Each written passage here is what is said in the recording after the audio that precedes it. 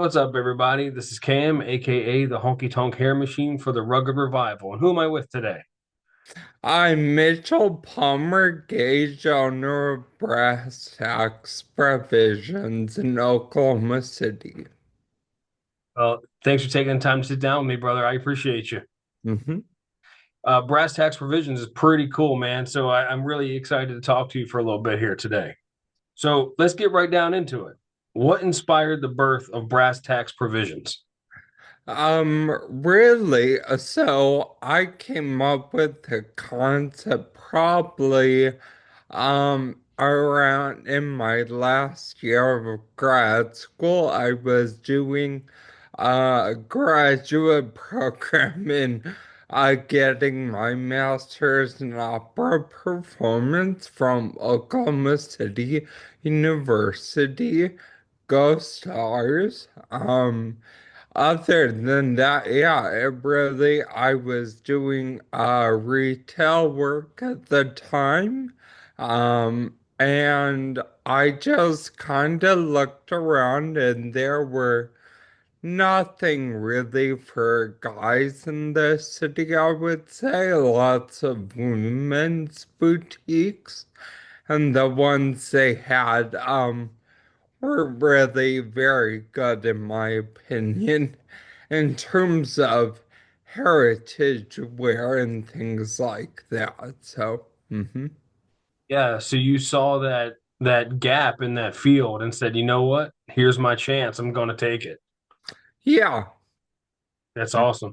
Let me ask you this. What's the biggest challenge you face running a high-end clothing store? I would say the biggest problem that we have typically has been pricing and education. I feel like it's very easy to look at the prices of any of our items really and kind of take them at face value.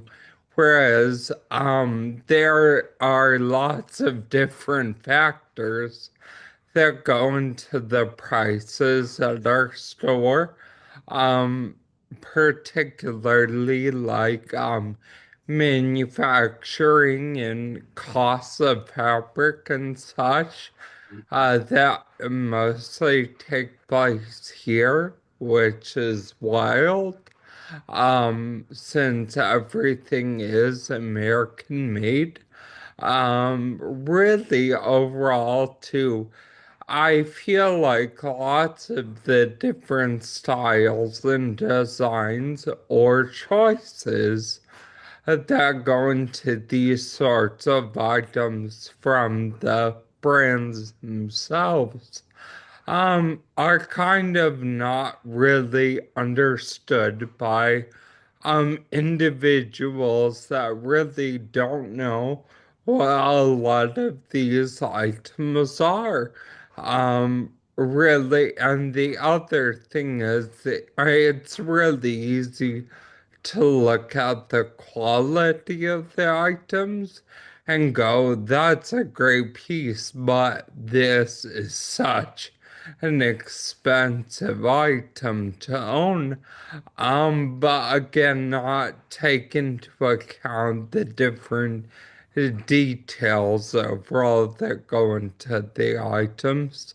Um, Another great aspect about them that I don't think others really understand is the sustainability aspect of the items. These are items that are meant to last you for quite a while, depending on how you wear them. And that with the rise of like thrifting and secondhand shopping, for example, this is another great way that people can participate in it while not actually having recycled or reused clothing. So, yeah. Yeah, I think you touched on something that I've noticed too with clothing, especially, is that it seems like folks are really obsessed with the idea of quantity over quality. Yeah. So instead of people, it's the fast fashion mentality. We're so used to buying so many things, like if I want to buy some Japanese raw denim, that's going to last me the rest of my life. Or I can go to Target and Walmart and get stretchy spandex jeans that I'll wear for a season and then have to go buy new. And so it's like this consume culture versus you're purchasing legacy pieces that are going to last you the rest of your life. And something that really goes piggybacks off that is the fabric involved can sometimes carry a lot of different sustainability aspects with all the chemicals used in certain clothing, like you said, like picking out something from Target, usually it's mixed with something, whereas ours typically tend to be 100% cotton or 100% wool. I really try to stay away from synthetic fabrics. Yeah. Yeah, I think that makes sense. So when it comes to heritage fashion, right, I think some people might have a different idea of what that means. Where do you draw inspiration for the pieces that you carry? Um, kind of, I would say. I grew up in a very rural area. Lots of my family is still a part of blue collar jobs in particular, like auto mechanics. Lots of them participate in hunting and fishing and other outdoor activities. And while I didn't necessarily mean for these items to reflect that, they do, I would say. So lots of it typically comes from where I grew up a little bit. A little more of that utilitarian look, I would Hmm. say. Hmm. And these are items really anyone could be wearing at any time rather than like you're not gonna wear a three-piece suit, all the time exactly and things like that. Hmm. Yeah, that makes sense. So these heritage pieces, these blue collar pieces that are, built tough, built to last, and they're timeless, you know, has it hit a bookend? Where do you see the rustic fashion going in the future? Sure, I would say I kind of see it as it's something that never really goes away. It's Hmm. not really affected by trends or anything. Yeah. It's something that's always there. I would also say there are different aspects we can look forward to seeing. One huge thing that my creative director and I have talked about recently is the transition back to analog forms of media and such, having something more physical and tangible overall that you own. And I think that is kind of something we will see heritage goods kind of expand into or go back to. For example, one of my brands, Simpleton Goods, which is a local brand, I've had stocked him from day one, really, and we just tend to really get a really great response from his work. Whereas I brought in another brand with very similar products um, from Arizona, and they have not done really well in our area at all.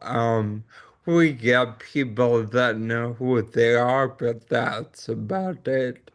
So I would say kind of the shift going back to again local makers and continuing to support them.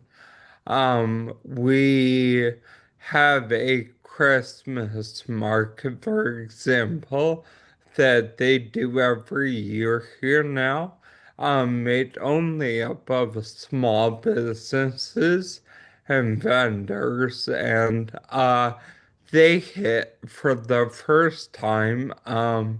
They do 4 weekends out of the year. And they hit $1 million for the first time this year. So I think we can expect to see, yes, we've had a really big march towards big box stores and stuff, but I think that'll start turning around the more that people are kind of introduced to what else is out there for them. I agree, man. Absolutely, 100%. I think, there's like a whole societal awakening in so many different aspects, Mhm. with our diets, with our clothing, everything from, politics and whatnot. Well, my friend, this brings us to the end of the road, and I really do appreciate you talking with me. In fact, I find it quite inspiring for my own shopping, and this is really cool. Do you have anything you'd like to promote? Do you have anything going on at the store? Sure. In a couple weeks, we are having our 2 year anniversary, which is great. So we are going to be doing 20% off everything online and in store. That day we will also have a few different giveaways in store that day and other vendors as well. So that's really awesome. And otherwise, I just ask everyone to really, take a look at their online store. We could always use the support. We run first purchase is 15% off on their code. If you subscribe to our emails, other than that, we don't really have anything else hugely major coming up. Mhm. I think that all sounds pretty major to me, dude. That's pretty cool. Yeah, So, Mr. Mitchell, I'm gonna let you go. And sure. like I said, thank you again for your time. Keep up the good work, and I hope to get my hands on some of your goods here soon. Thank you for having me. All right, brother. You have a great one. We'll talk Yep, later. that sounds good. Bye.